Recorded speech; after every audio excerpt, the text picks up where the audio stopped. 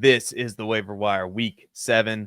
I'm going to be giving you all the players that I'm considering adding along with fab recommendations.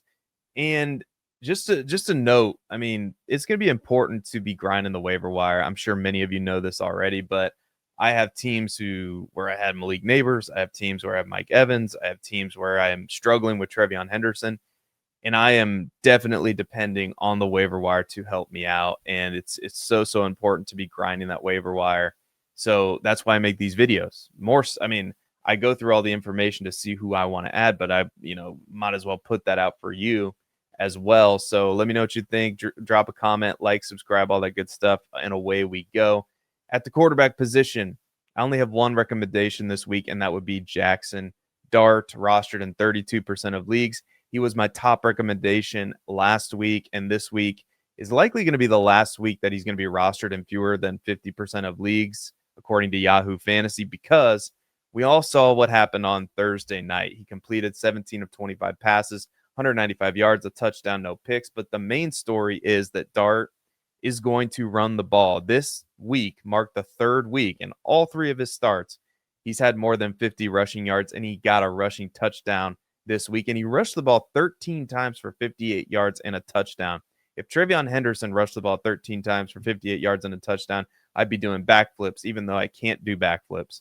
So Dart, I think we can consider him a top 15 quarterback minimum going forward, with the rushing upside of being a top 8 option. And he could definitely have a week where he scores multiple rushing touchdowns. And if he does that, hell, he's a top 5, top 6 option at the position. So he definitely should be rostered.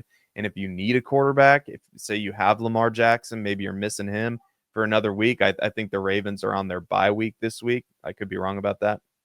Jackson Dart is more than capable of being a starting quarterback, and I would spend, somewhere in the neighborhood of 5 to 7%, maybe 7 to 9% if you're desperate, but I wouldn't go too high on Jackson Dart.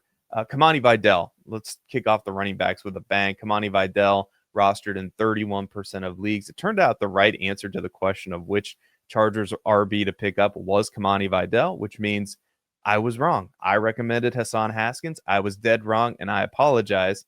Vidal was on the field for 43 of 64 snaps, ran 22 of 39 routes, was targeted 4 times, carried the ball 18 times for 124 yards, caught 3 passes for 14 yards and a touchdown. Compare this to Hassan Haskins, who was on the field for 20 of 64 snaps, 11 of 39 routes run, 1 target, 6 carries. So this is a major win for anybody who added Kamani Vidal last week. But like we said, 31% rostered according to Yahoo Fantasy. So he is still widely available. And if he is available, I think you should be pretty aggressive. I'm willing to spend 25, 30, maybe upwards of 40 or 50% if you have Amarian Hampton and if you're desperate for a running back, because it really looks like he's going to be the guy. Now, I will say that there are some rumors out there, and you've probably seen these, that the Chargers are in the market for adding a running back, whether it be a depth piece, whether it be a starter, we don't know.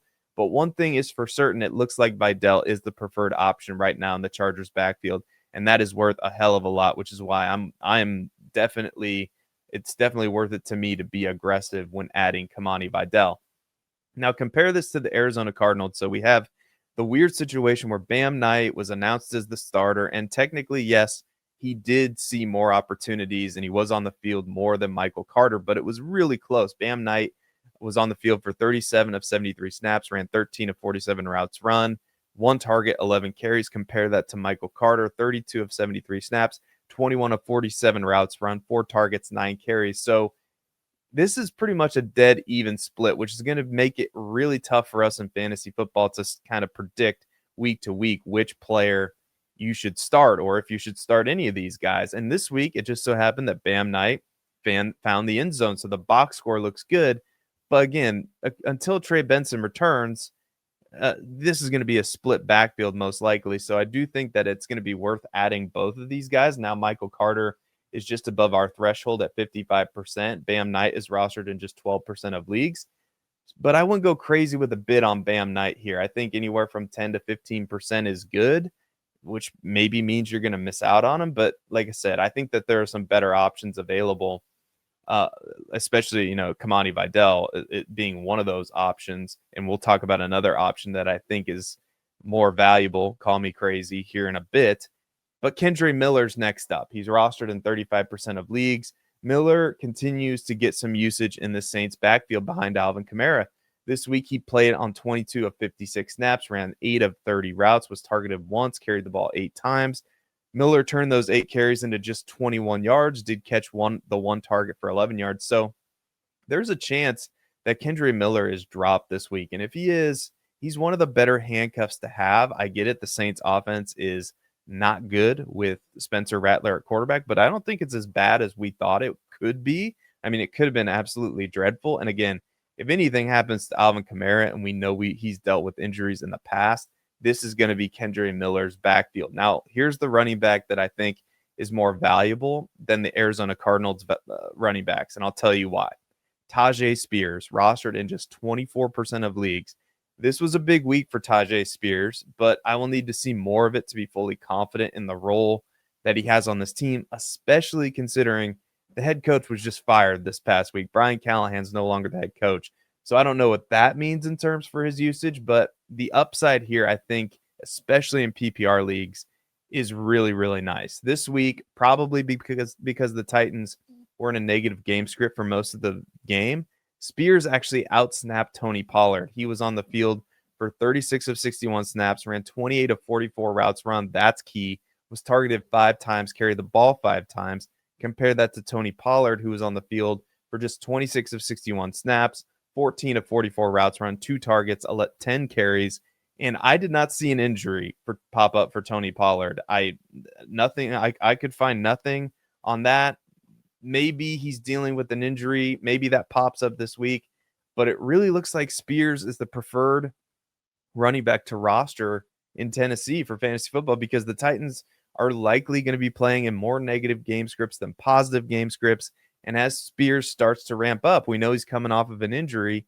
I fully expect him to have some good days for us in fantasy football, because he could be the guy who's mopping up all that garbage time.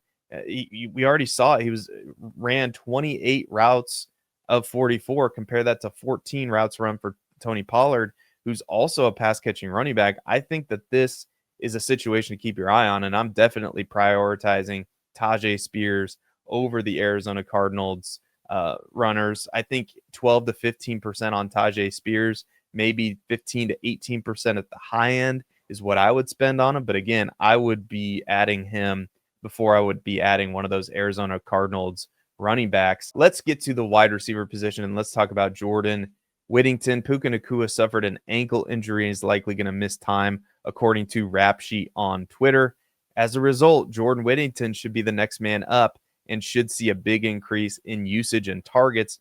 This week, he played on 49 of 53 snaps, ran 25 of 29 routes, was targeted 4 times. Like we said, this is the guy. This is the guy who's going to fill that role. He's not going to fill it as well as Puka Nacua, obviously, but this is the guy you want. And if you need a Puka Nacua replacement, if you have Puka Nacua and you need somebody to fill in, if you don't have a better option, I think anywhere from 10 to 12% of your fab is a good bid, maybe 7 to 9% if you aren't desperate. But I think he's going to have a big role to play this week.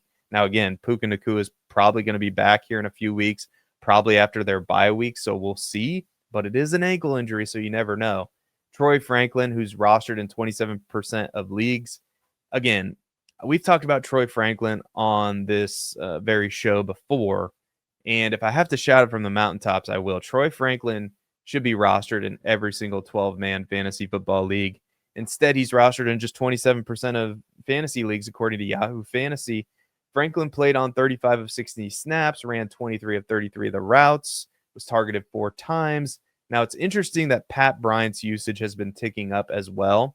Pat Bryant played on 35 of 60 snaps, ran 19 of 33 of the routes, was targeted twice, but it is still Franklin that is operating as the wide receiver 2 in this Broncos offense. And it obviously, if anything happens to Courtland Sutton, it's likely going to be Franklin who's going to be the wide receiver 1 in this offense. And we know this team, because they have a good defense, there are going to be some weeks where they don't need to throw the ball as much. This just so happened to be one of those weeks. They're playing in a rock fight with the Jets over in London. So again, Troy Franklin, better weeks are going to be coming, I think, for him, and I think you should be stashing him. Let's talk about the Arizona Cardinals wide receivers. Zay Jones, who's rostered in exactly 0.0% of leagues, according to Yahoo, and Michael Wilson, who is rostered in just 3% of leagues. Marvin Harrison Jr. left Sunday's game against the Colts with a concussion. In his absence, it was Zay Jones who led all wide receivers in targets and overall usage. Zay Jones played on 58 of 73 snaps, ran 40 of 47 routes, was targeted 7 times, 5 catches, 79 yards. Michael Wilson, who was also kind of banged up during that game at times, played on 55 of 73 snaps, 37 of 47 routes run, 5 targets, 4 receptions, 44 yards. Both of these are speculative ads. I wouldn't spend much more than 1 to 3%. This is completely based on the news of Marvin Harrison Jr.'s health. If he's healthy and he's ready to go, then these guys, they can be left on the waiver wire. But Jones might be a good play if Harrison's unable to play next week against the Packers. Kayshon Boutte continues to see a ton of usage in the Patriots passing attack. This week, he played on 43 of 64 of the snaps, ran 23 of 31 of the routes, led the team in targets with 5. He caught all 5 of those targets for 93 yards and 2 touchdowns.